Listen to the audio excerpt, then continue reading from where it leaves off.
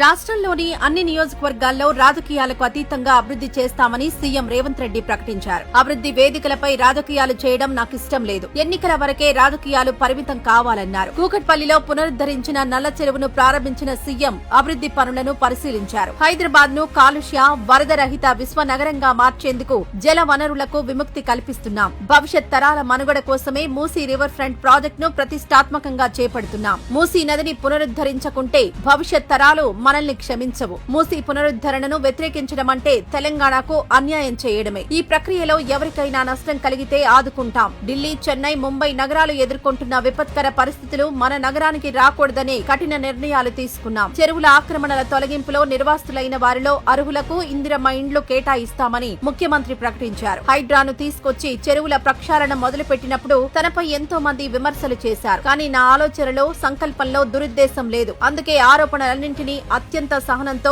మౌనంగా భరించారని సీఎం తెలిపారు. భవిష్యత్తులో నగరం వరద పాలు కాకుండా చర్యలు తీసుకుంటున్నాం. ఇప్పుడు అభివృద్ధి చేసిన చెరువులు అద్భుతంగా ఉన్నాయి. బతుకమ్మ పండుగ చేసుకోవడానికే కాకుండా సాయంత్రం వేళల్లో కుటుంబ సభ్యులతో వాకింగ్ చేసుకునేందుకు ఈ లేక్స్ అద్భుతంగా ఉపయోగపడతాయి. ఈ వాకింగ్ ట్రాక్ల వద్ద స్వయం సహాయక సంఘాల మహిళలకు స్టాల్స్ ను కేటాయిస్తాం. చెరువుల వద్ద సురక్షితమైన ఆట స్థలాలు, షటిల్ కోర్టులను నిర్మిస్తున్నట్లు సీఎం ప్రకటించారు. ఇదే సమయంలో మల్కాజ్గిరి పార్లమెంట్ నియోజకవర్గంలో ఉన్న 7 అసెంబ్లీ నియోజకవర్గాలకు 100% నిధులిస్తాం, అభివృద్ధి చేస్తామని సీఎం హామీ ఇచ్చారు. ప్రతి కాలనీని ఆదర్శవంతంగా తీర్చిదిద్దుతానని ప్రజలకు భరోసా ఇచ్చారు.